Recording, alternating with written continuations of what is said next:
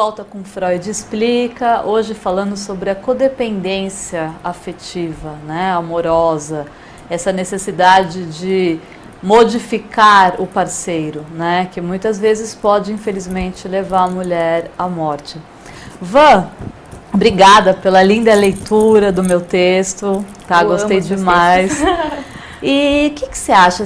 Por que você acha que as mulheres, vamos bater um papo agora, por que você acha que as mulheres muitas vezes se envolvem com esses Hitlers, né? E na verdade, quando a gente está de fora, a gente tem vontade de chacoalhar e falar, olha, você não está percebendo que o cara te humilha, né? Ele te usa, e a pessoa sempre justifica, né? Quer dizer, você percebe que ela está sempre justificando esse tal Hitler aí, né? Esse ditador, e ela se torna muito frágil em relação a ele, né? Você acha que as mulheres ainda buscam esse perfil realmente do homem mais controlador, mais ditador?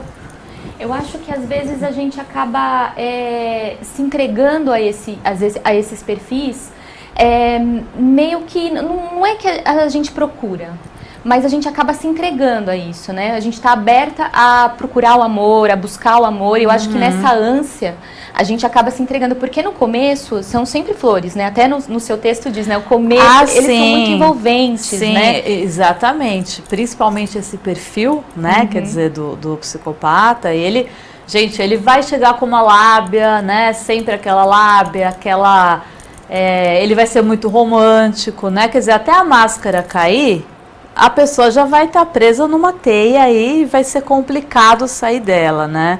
Agora, você já passou por algum... A gente estava comentando até antes de começar o programa, gente, que mulher não teve um relacionamento complicado, né? Que você pensa hoje, você fala, meu Deus, como é que eu me envolvi, né, com essa pessoa?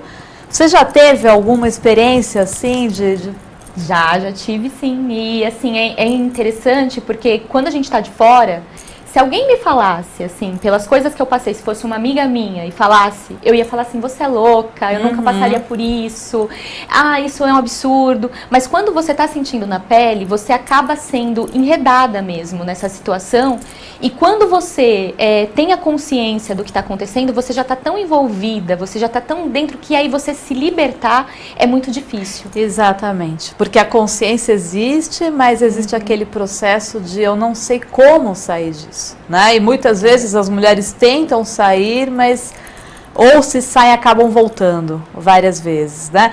É aí que entra a questão da dependência do outro, né? Quer dizer, se torna um vício, essa pessoa que eu amo, ela se torna um vício para mim, e mesmo que seja ruim, eu já não sei mais como viver sem ela, né? Você também tem um pouco de medo do que aconteceria com ela. Então você assim fica com medo das atitudes dela com ela mesma, sem você. Então isso não tem, é uma coisa, é uma rede mesmo, acontece um processo de simbiose mesmo, você parece que é parte daquela pessoa. E você se sente responsável por ela. E é uma simbiose mesmo, porque quer dizer, nesse processo de codependência, os dois se tornam um, né? E você falou uma coisa interessante, você fica preocupada com o que a pessoa vai sentir. Quer dizer, aí entra a questão da mulher cuidadora, né? Esse nosso lado cuidador, que acredita que a gente vai poder modificar esse homem, cuidar dele. E eles, muitas vezes, né, brincam com esse lado, no sentido de manipular e falar, olha, se você for embora eu me mato, né? Se você me deixar eu vou pular da ponte, né? Então existe também essa manipulação no sentido de, olha, você precisa estar comigo, senão eu não sou nada, né? E é complicado, como você falou, surge o medo, né? E aí, mas é uma relação que não é baseada no amor, a gente acha que é amor, mas ela é baseada nisso mesmo, na dependência e no medo. Exatamente. Pra gente se libertar disso é muito difícil, o processo é muito complicado. E acho que a reincidência, igual você estava falando, isso é uma coisa que pode ocorrer também, então a gente precisa se libertar demais. Sim, e por isso é muito importante, gente, identificar se tem um padrão, ok? Na verdade, um padrão que vem lá de trás, né? Quer dizer, eu estou repetindo esse padrão ou aconteceu de repente algo na minha vida e eu me envolvi com um homem X, enfim, ou eu estou vivendo isso o tempo todo, né? Como eu sempre falo, não adianta a gente falar, poxa, eu sempre atraio homens ruins, né? E a gente não pode falar em culpa, mas a gente tem que falar em responsabilidade, sim, né? Por que será que eu me envolvo com homens ruins? Que tipo de adrenalina eu estou me dando? Que tipo de gasolina eu estou me gerando, né? Então, existe uma responsabilidade que é muito importante quando a gente fala da codependência, né? Quer dizer, eu estou viciada nesses perfis, né? Isso é verdade. Então, eu acho que também acontece, até quando eu passei por isso, né? Eu tiro total a culpa da pessoa, eu isento ela disso, porque a culpa foi minha. Eu passei pelo que eu passei porque eu quis. Até o momento que eu vi que aquilo não cabia mais a mim e que eu estava realmente me afundando naquela situação. E é aí que você toma força e retoma a sua vida para você, né? Você não tem responsabilidade pelo outro, você tem responsabilidade por você. E aí é quando você percebe isso e consegue seguir em frente, aí você consegue se libertar. Quando você fala essa questão da culpa, que você coloca toda em você, por quê? Porque você percebeu e continuou? Como é que você vê essa questão da culpa? Da culpa porque a gente, às vezes, faz esse Hitler, né, esse ditador. Realmente ele é um ditador, mas a gente se deixa ser um escravo dele. Então, sim, assim, se a gente der um basta, se a gente conseguir se colocar firme, a gente não passa por isso. Então, nós só passamos por aquilo que a gente permite a pessoa fazer. Então, ele foi meu ditador porque eu permiti. Você percebeu logo de cara ou levou um tempo para você perceber? Eu percebi algo estranho no começo, mas a pessoa é muito envolvente e você também sente essa coisa do cuidar, do ser solidário e mistura os sentimentos. Então, é amor, é solidariedade, é amizade, é vontade de ajudar, todos os sentimentos vão se misturando. E a gente não pode esquecer também, né, gente, que muitos são Hitlers, mas outros são pessoas doentes, né? Quer dizer, há mulheres codependentes que se envolvem com homens usuários de droga, né? Homens alcoólatras. Então, nem sempre é um sociopata, é um narcisista. No seu caso, foi um ditador mesmo ou era uma pessoa doente e você se envolveu nesse processo aí? Na verdade, era uma pessoa que estava passando por um momento de uma doença, né? E isso levava a ter um comportamento diferenciado, assim, um comportamento de ditador, né? Então, assim, mas eu me envolvi, a culpa é minha. Então, pelo que eu passei, a culpa é minha. Então, resta a gente se libertar e seguir, né? E tentar buscar uma coisa saudável. Como é que você conseguiu esse processo de libertação? Como é que foi? Foi difícil? Porque geralmente a mulher que está envolvida numa codependência, na cabeça dela o tempo todo, tá, eu preciso sair disso, mas ela não consegue sair, ela fica, né? Como é que foi, assim, a percepção que você teve e falou, não, eu vou sair? Quer dizer, teve idas e voltas, isso levou algum tempo? Na verdade, eu tentei, eu acho que o máximo.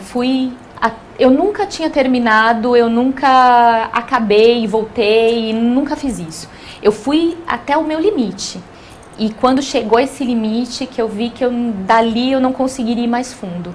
Foi aí que foi um corte drástico mesmo. Foi assim, uma decisão, e essa decisão foi tomada, e assim eu segui em frente. Mas foi difícil, assim, tá sendo ainda, né? Eu digo que é uma coisa que a gente guarda boas lembranças também, não é só coisas ruins, né? Claro. Tem as coisas boas também que a gente guarda, mas a gente precisa buscar coisas saudáveis para nossa vida, relacionamentos saudáveis, pessoas saudáveis, ou então é melhor, assim, às vezes até um tempo você ficar sozinha para se curar também, né? Eu acho isso essencial, isso que você falou é importantíssimo, né? Quer dizer, porque muitas vezes a gente sai de um, né, e vai substituir por outro, e às vezes esse outro pode não ser exatamente igual e a gente não percebe que mas é muito parecido, né? Então, eu acho que esse autoconhecimento, estar sozinha, é muito importante, né, gente? Então, que bom que você conseguiu, né? Te dói ainda lembrar Dói porque é uma pessoa que tem o seu lado positivo, e é um lado positivo também, que era muito agradável. Então, assim, me dói às vezes saber que uma pessoa está passando por, uma pessoa amável e querida está passando por essa situação. Isso dói, mas a gente tem que se amar em primeiro lugar. Então, você tinha aquela sensação de eu vou conseguir ajudar esse homem, aquela coisa da super-heroína que a gente cria nesses relacionamentos, a gente cria também né? essa coisa da super-heroína. Sim. E também aquela coisa assim, nem só da super-heroína, mas um apoio. Eu acho que ele precisa de um apoio, de uma coisa assim, de ser uma muleta, como se você fosse uma muleta. E aí acaba que aquela situação te faz mal. Porque você não pode ser uma muleta para outra pessoa. Você é uma pessoa inteira com outra pessoa inteira para serem melhores juntos, né? Exatamente. E o fim dessa história, gente, geralmente, realmente é a depressão, né? Quer dizer, ou angústias muito grandes. Você chegou a entrar em um quadro depressivo? Ou... Olha, eu acho que teve momentos depressivos, né? Que a gente não tá livre disso, né? De entrar em momentos depressivos. Mas a gente precisa sair disso. Então, assim, temos momentos de tristeza, mas a gente não pode cultivar isso, né? Eu não tenho talento para ser infeliz, não. Que ótimo! Gente, então vocês percebem que aqui é um exemplo, né? Quer dizer, é possível sair e a única forma que existe é sair, né? Parece fácil falando, mas ela conseguiu sozinha, outras pessoas precisam de uma ajuda, né? De uma terapia. Mas é preciso sair, porque senão você vai estar sempre nesse processo, tá? E isso pode realmente te levar a uma depressão muito forte. Por falar em sair, a Nina conseguiu sair do Hitler mesmo? Vamos descobrir. Vamos ver? Vamos ver. Então vamos lá. Nina e Hitler. Nina estava sentada, apática e afoita. Como poderia sentir-se assim? Duas metades, dois sentimentos extremos, duas linhas finas e divisórias nocauteavam sua mente. Sim, pois ter deixado de amar Hitler sugeria audácia, mudanças, força. Mas Nina, infelizmente, só sabia ser apática ou afoita demais. E esse meio termo estava vazio, vagando em seu corpo como um trem sem chão, sem chegada e sem partida, sem ordem cronológica, sem rumo. Nina fora a fantástica amante de Hitler e agora que a guerra havia sido vencida, ela temia por seu destino inóspito e amargo. Deitou-se no chão gelado, a fim de sentir-se seu corpo mudar de temperatura, buscando afetar cada célula do mesmo, cada órgão, cada vida existente nela. Mudanças precisariam acontecer. Mas tudo o que Nina conseguia sentir era o calor de um corpo que não se altera. Mas o tempo mostrou a Nina outras formas de mudança. Não tão drásticas e intensas, mas uma amenidade quase imaculada tomou proporções desafiadoras e saborosas. E, finalmente, Nina conseguiu colocar o trem fantasma no chão, dar rumo a ele. Retirar os corpos mortos de dentro, fazendo-os terem vida novamente, reinventando a história e obrigando ao seu mundo a acreditar que essa guerra nunca houvesse existido. O trem parou numa estação graciosa, tranquila, pacífica, e os passageiros desceram cheios de vida, fortes, saudáveis. Hitler era o passado de algo que não acontecera, pelo simples fato de não existir mais. Nina finalmente sentiu o chão gelar e sorriu antes de adormecer. Nina não se lembra mais de Hitler. Nina está feliz sem Hitler. Há tempos ela não sonha com seu rosto desfigurado, suas mãos suadas e firmes, seu hálito impuro, suas manobras. Nina nem se lembra mais da cor dos olhos de Hitler. Seriam azuis?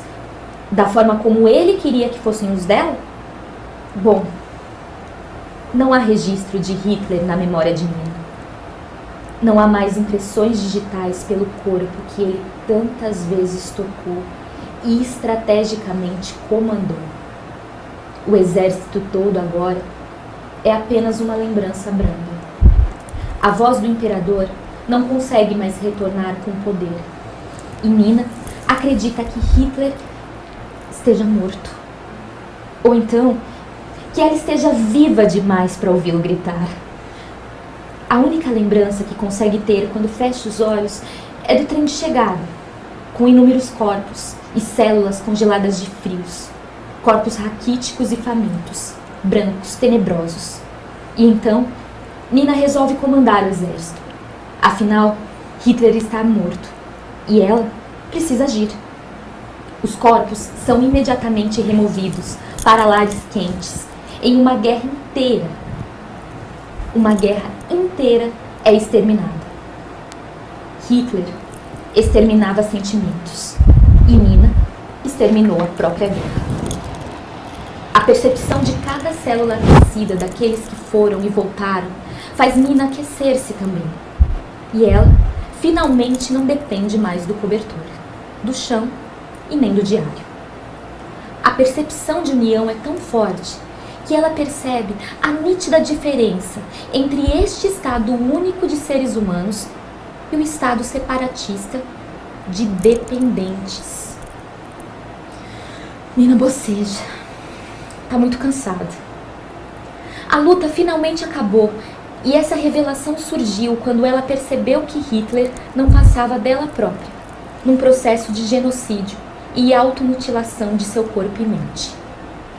Nina foi Hitler, pois amou Hitler. Nina, hoje, é apenas Nina. E o poder que ela adquiriu, nenhum imperador pode tirar, de forma nenhuma. Van, quero agradecer muitíssimo a sua presença. Vocês vão estar vendo a Van aqui bastante, né? Legal. Muito obrigada, viu? E pela leitura e por ter contado um pouco, né, de você. Gente, eu espero que vocês tenham gostado e se você se identificou, busque ajuda, né? É muito importante realmente. Então, eu vou ficando por aqui. Lembrando que a cura é muito libertadora, ok? Um beijo muito grande, até quarta-feira.